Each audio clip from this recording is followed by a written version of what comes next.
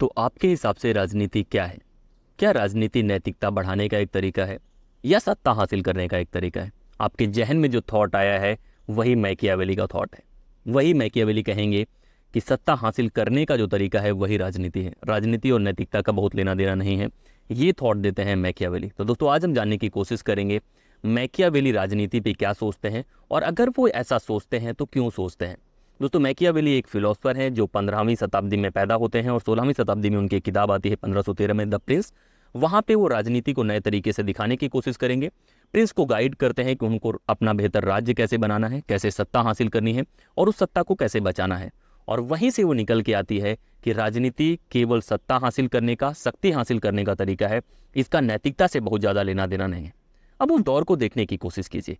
वो एक ऐसा दौर है जो लगभग मध्यकाल के बाद वाला दौर है, जब पुनर्जागरण की थोड़ी थोड़ी शुरुआत हो रही है, नेशन स्टेट इमर्ज हो रहे हैं। और इटली एक जगह है जहाँ छोटे छोटे राज्य हैं। उन्हीं राज्यों में से एक फ्लोरेंस है जहाँ मैकियावेली रहते हैं। उस राज्य में पहले वो दूत के तौर पे रहते हैं, एक ब्यूरोक्रेट के तौर पे रहते हैं, वहाँ बहुत एक्सपीरियंस लेते हैं। उसके बाद वो बताने की कोशिश करेंगे ये सारी बातें।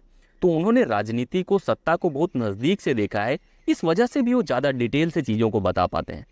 अगर आप मध्यकाल की या एंशियंट ग्रीक फिलॉसफी की बातें करेंगे तो वहाँ पे देखेंगे कि प्लेटो है, अरिस्टोटल है, ये लोग राज्य को बहुत मोरल तौर पे देखने की कोशिश करते हैं या राजनीति को बहुत मोरल डोमेन में देखने की कोशिश करते हैं।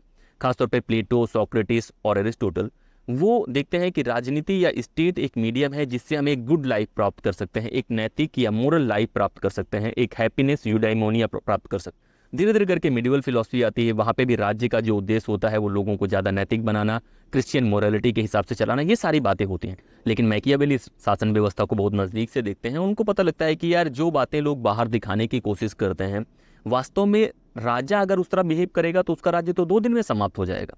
अगर हम अपने देश के प्रधानमंत्री से ये उम्मीद करें कि वो शासन व्यवस्था चलाते समय एक बेहतरीन इंसान के तौर पे हर काम जो अच्छा है या लोग जिसे अच्छा मानते हैं उसके हिसाब से काम करें, तो शायद देश के लिए बहुत सारे खतरे हो जाएंगे। देश की सुरक्षा के लिए और लोगों की सुरक्षा के लिए बहुत बार ऐसे काम भी करने पड़ते हैं जो आम जनमानस के हिसाब से बहुत नैतिक नहीं लगते। लेकिन यही राजनीति है, ये मैकियावेली कहने की कोशिश करेंगे। तो मैकियावेली एक नया मेथड निकालते हैं, मैकियावेली एक नए तरीके की बातें करती हैं कि राजनीति में। तो पहला है कि पहले की जो फिलॉसफी थी वो बहुत आइडियलिज्म पे बातें कर रही थी कि राज्य जो होता है वो एक आइडियल के तौर पे होता है, राजनीति होती है जिससे आप नैतिक बनते हैं, इस तरह की बातें हो रही थी। मैकियावेली बोलेंगे कि भाई राजनीति इसलिए है कि आप सत्ता पे कंट्रोल कर पाएं, अपना राज्य हासिल कर पाएं, राज्य चला पाएं, राज्य की रक्षा कर पाएं।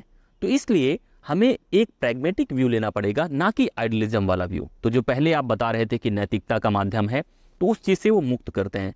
तो मैकियावेली पहले थिंकर नहीं है जो राजनीति को एथिक्स से दूर करते हैं, पॉलिटिक्स को एथिक्स से दूर करते हैं। उसके पहले भी एक थिंकर ने बातें करी हैं, लेकिन उसमें तब भी गॉड या धर्म का लेना देना था। तो मैकियावेली नए तरीके से देखते हैं कि एथिक्स और पॉलिटिक्स को सेपरेट किया जा सकता है, और एथिक्स कंप्लीट गाइड नहीं हो सकता पॉलिटिक्स का, क्योंकि पॉलिटिक्स में बहुत सारे ऐसे तरीके हमें अपनाने पड़ते हैं, खासतौर पर राजा को, जो कि बहुत मोरल नहीं लगेंगे जनता की नज़र से। तो ये डुअल मोरलिटी की बात करेंगे। तो ये तो हो गया राजनीति में आइडियलिज्म नहीं, आपको प्रैग्मेटिज्म में फोकस करके जो रियलिटी है उसको देख के राजनीति करनी है।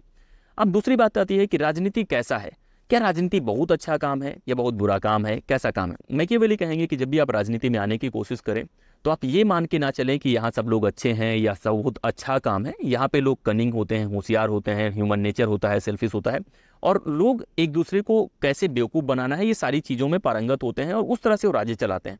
तो वो इस बात से नकारते हैं कि आपको ये अगर मानना है कि राजनीति बहुत नैतिक है, हम नैतिकता की वजह से आ रहे हैं, तो ऐसा सोच के मत आओ। राजनीति में बहुत सारी चीज़ें होती हैं जो बाहर की दुनिया से काफ़ी अलग है, तो ये मान के चलो। तो ना सिर्फ राजनीति बहुत आइडियल है, बहुत प्रैग्मेटिक है, बल्कि बहुत पेसिमिस्टिक व्यू भी है राजनीति का, मैकियावेली का, अगर आप देखने की कोशिश करें।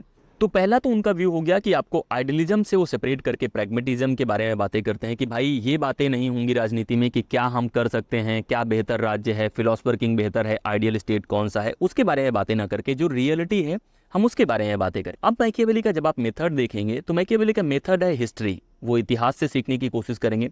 उनका मेथड बेस्ड है ह्यूमन साइकोलॉजी पे कि इंसान कैसे सोचता है, क्या इंसान लालची है, क्या इंसान अनग्रेटफुल है, क्या इंसान प्रॉपर्टी से बहुत मोहब्बत करता है, क्या इंसान अपने विमेन से बहुत मोहब्बत करता है। तो इन सब चीज़ों को बेस करके वो राजनीति के बारे में बताने की कोशिश करते हैं। तो आइडियलिज्म और प्रैग्मेटिज्म एक हो गया। दूसरा है कि जो भी आपकी राजनीति है वो रियलिटी पे आधारित। अब इसके बाद बात आती है मानव स्वभाव और राज्य के बारे में। मानव स्वभाव उन्होंने पहले ही बताया हुआ है कि अनग्रेटफुल है, सेल्फिश है, प्रॉपर्टी से बहुत मोहब्बत करता है, तो आपको वैसे ही रूल करना है। अगर ये मान लिया जाए कि एक जगह है जहाँ पे जनता बहुत डिसिप्लिन फॉलो करती है, बहुत अच्छी है, तब शायद वहाँ पे अलग रूल हो सकता है। लेकिन वास्तविकता ये है कि जनता ऐसी है, तो आपको रूल करने के तरीकों में भी वो चीज़ें आनी चाहिए, जहाँ पे आप उनको डराएंगे, आप उनको थोड़ा सा धोखा देंगे और इस तरह से आप रूल करेंगे तो आप ज़्यादा बेहतर रूल कर पाएंगे। ये मैकियावेली बताने की कोशिश करेंगे। फिर एक बात आती है कि चर्च मतलब धर्म का और राजनीति का क्या लेना देना है, इस पे मैकियावेली कैसे देखते हैं। तो इसके पहले जब आप देखेंगे मिडिवल टाइम में, तो वहाँ पे धर्म का बहुत ज़्यादा लेना देना था राजनीति से। राजनीति का मतलब ही था कि धर्म भी इन्वॉल्व है और धर्म वहाँ पे आधा हिस्सा लेता था। मतलब टू स्वॉर्ड्स की कहानी थी कि चर्च भी रूल करेगा, मोनार्क भी रूल करेगा, दोनों जो पॉपुलेशन है उस पर रूल करने की कोशिश करेंगे। मैकियावेली को ये चीज़ सही नहीं लगती कि चर्च बार बार राज्यों के कार्य में दखल देता है। इसकी वजह से बहुत सारी दिक्कतें आती हैं, इनस्टेबिलिटी आती है, और जो दिक्कत का कारण है तो वो चर्च को लेके कहेगा कि चर्च को लिमिट करना चाहिए, चर्च अपने रिलीजन वाले डोमेन में रहे, स्टेट को स्टेट का काम करने दे, ये मानता है। चर्च की मोरालिटी से भी खुद को अलग करता है, चर्च से भी अलग करता है। लेकिन इसका ये मतलब नहीं है कि वो रिलीजन को कंप्लीटली रिजेक्ट कर देता है। वो रिलीजन के यूटिलिटी के बारे में बातें करेगा कि धर्म इसलिए नहीं है क्योंकि हमें नैतिक बनाता है। वो राजा को बताता है कि धर्म का इस्तेमाल कैसे होगा, ये चीज़ें आपको पता होनी चाहिए। तो कहेगा कि भले ही आप धार्मिक ना हो, आप धर्म पे यकीन ना करते हो, लेकिन जब जनता के बीच में आप जाएं तो आप धार्मिक लगें, आप उनको दिखाएं कि आप बहुत धार्मिक हैं, क्योंकि जनता धर्म को बहुत अलग तरीके से लेती है और धर्म से बहुत ईजिली कंट्रोल हो जाती है। तो राजनीति में वो धर्म के इस्तेमाल को बोलते हैं, लेकिन ये नहीं चाहते कि चर्च राजनीति में आके कंट्रोल करे। वो राजा या स्टेट जब धर्म का इस्तेमाल करेगा उसको तो अलाउ करते हैं कि आपको रिलीजियस लगना है, आपको जो प्राइस्ट हैं वो लोग ऐसे प्राइस्ट नियुक्त करने हैं जो आपकी बातें करें, आपके हिसाब से बातें करें, तो ये बेहतर होता है क्योंकि जनता धर्म की बातें मान लेता है और फिर रेजिस्ट नहीं करता, रिवोल्ट नहीं करता। इस तरह की चीज़ों को वो सजेस्ट करने की कोशिश करेंगे। तो ये तो बातें हो गई मैकियावेली की राजनीति के बारे में। वो पहले के एंशिएंट जो ग्रीक फिलोसफर्स हैं उनसे अलग है। वो रियलिटी के बारे में बातें करेंगे, उनके मेथड जो हैं ह्यूमन साइकोलॉजी और हिस्ट्री पे बेस करके वो कहने की कोशिश करेंगे।